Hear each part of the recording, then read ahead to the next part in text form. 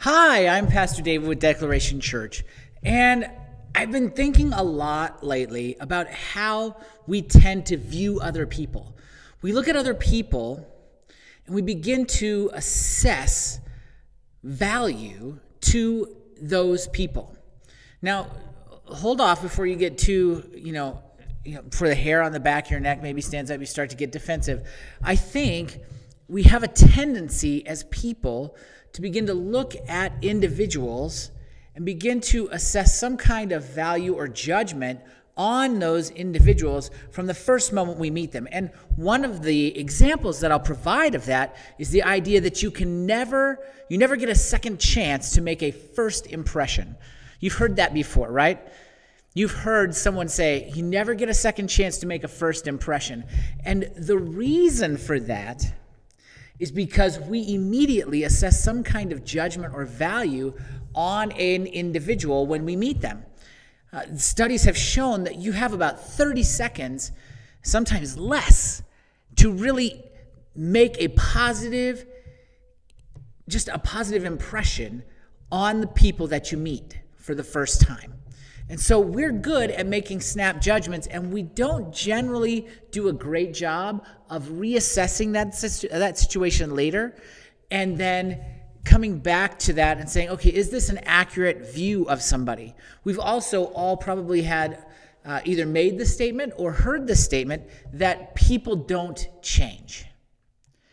And I have actually found that that's not really true. There are situations where people change. And in fact, most of us, I think, change over time, both for the good and for the bad, just in our daily lives. Because of the experiences we gain, the things that we learn, we begin to change and evolve and just become really different people over time. And yet, we have a tendency to lean on that idea that people won't change. They're always going to be the same. They're never going to be any different, especially when we have a negative view of an individual.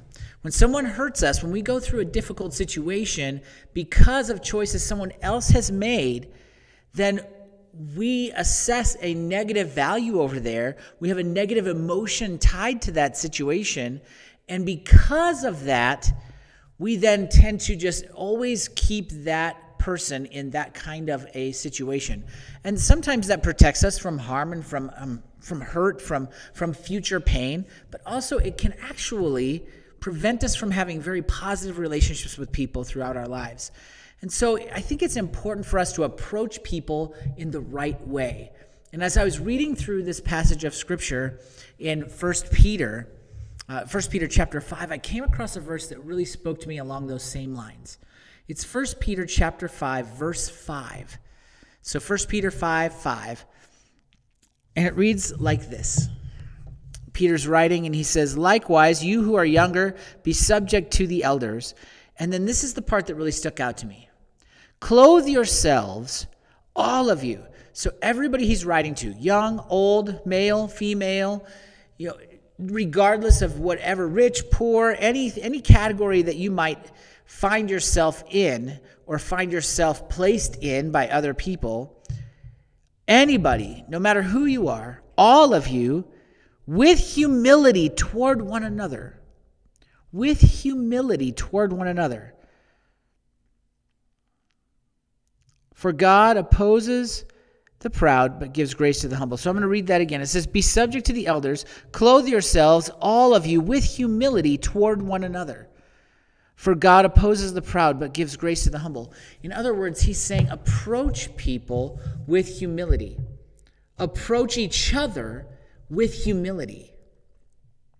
Now, how do we define humility? Because it's been defined in all kinds of different ways. We can look at it just someone's humble circumstances. They're poor. They don't have a lot of material wealth. They don't have a lot of the things that make life easier going for them. Maybe they come from single-parent homes or those kinds of things. Those people are coming from humble beginnings. No, in this particular case, I want to challenge your view of humility with a new definition. When you approach someone, when you clothe yourself with humility, as I interpret that, as I understand it, I could be wrong. I'm human. I make mistakes too. But as I understand that, it means look at everybody else and yourself. Look at human beings with the right perspective. Look at them in the right way. And when we look all the way back to the creation account in Genesis, we are told that people, men and women, everyone, is made in the image of God. Everyone reflects God's image in some way, shape, or form. And so as I understand this passage, as I understand approaching people and clothing myself with humility, it's me taking the opportunity and making the effort to look for the image of God in the people that I meet. To look at them as the valuable, precious image of God that they are. To see them in that reality and to see myself that way also. None of us are less than. We are all equal to one another. We are all valuable. We are all images of God in the world. We all look like God in some way, shape, or form. And so we should be looking for the image of God in every single person that we see in the world around us. It's super important for us to do that. And so I want to encourage you to do that today. Those people that you've dealt with maybe in the past that have hurt you, that have really struggled, I mean, it's been a challenge. Okay, and I don't know your life history, so I don't know how badly that situation has gone. I don't know if you've suffered abuse at the hands of this individual or those things. So I want you to set those people aside for a minute. Not to say that you should always keep them there, but just for now. Okay, but someone who's just maybe hurt you, or someone that maybe in your workplace, you don't tend to get along very well, you struggle in relationship with this person, there's just something weird there. You don't see them as somebody you'd like to spend a lot of time with. I want to challenge you to look for the image of God in that individual today. Look for Jesus in that person. Try to see God in that person, knowing that you also are representing God. You also are the image of God in the world. Notice that they are too, and give them that proper perspective. Look at them that way. And just see what happens with the way that you look at them, with the way that you view them, with the way that you can interact with that individual going forward.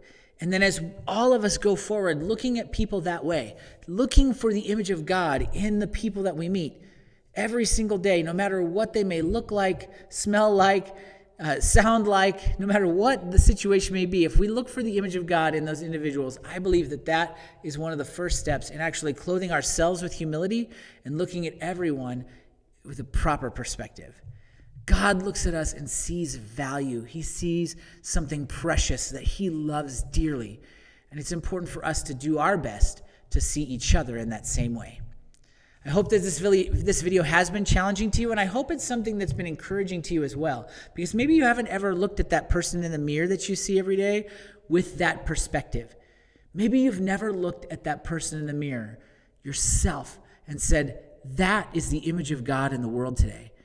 I want to tell you that that is absolutely true. You are the image of God in the world today, and you need to look at yourself with that perspective, and you need to look at your neighbor that way also. So have a great day. Hopefully this video has been challenging and enjoyable for you and has been encouraging to you. And if it has, go ahead and give it a like, give it a thumbs up, subscribe to the channel, and click that bell so you're notified when we put out new content. As always, I'm Pastor David, and I'm out.